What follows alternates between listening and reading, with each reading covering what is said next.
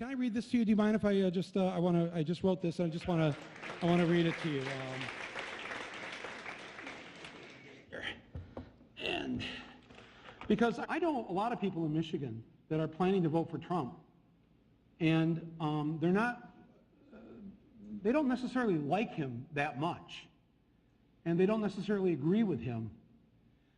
They're not racist and rednecks, they're actually pretty decent people. And so I wanted to sort of, after talking to a number of them, I wanted to write this. And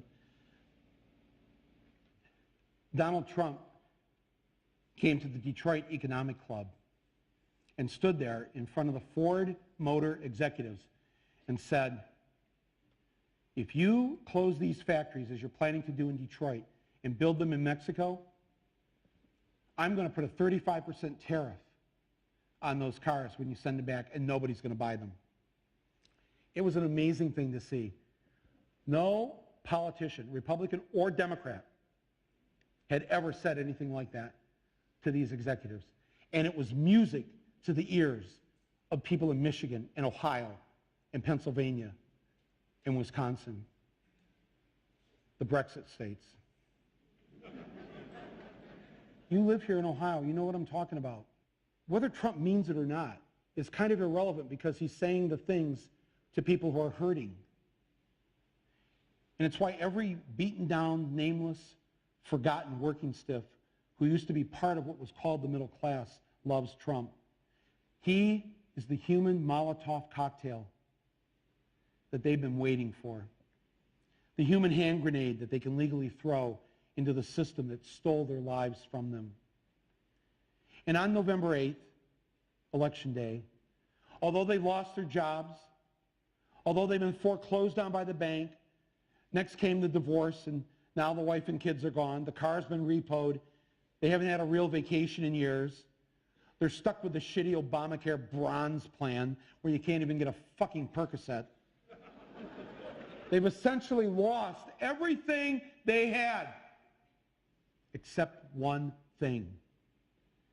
The one thing that doesn't cost them a cent and is guaranteed to them by the American Constitution, the right to vote. They might be penniless, they might be homeless, they might be fucked over and fucked up. It doesn't matter, because it's equalized on that day. A millionaire has the same number of votes as the person without a job. One. And there's more of the former middle class than there are in the millionaire class. So on November 8th, the dispossessed will walk into the voting booth, be handed a ballot, close the curtain, and take that lever, or felt pen or touchscreen, and put a big fucking X in the box by the name of the man who has threatened to upend and overturn the very system that has ruined their lives. Donald J. Trump. They see that the elites who ruined their lives hate Trump. Corporate America hates Trump. Wall Street hates Trump. The career politicians hate Trump. The media hates Trump after they loved him and created him, and now hate him. Thank you, media. The enemy of my enemy is who I'm voting for on November 8th.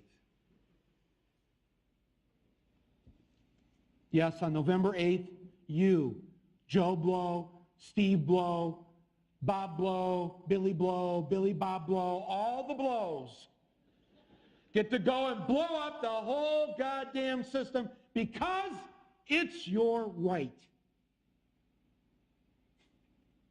Trump's election is going to be the biggest fuck you ever recorded in human history. And it will feel good.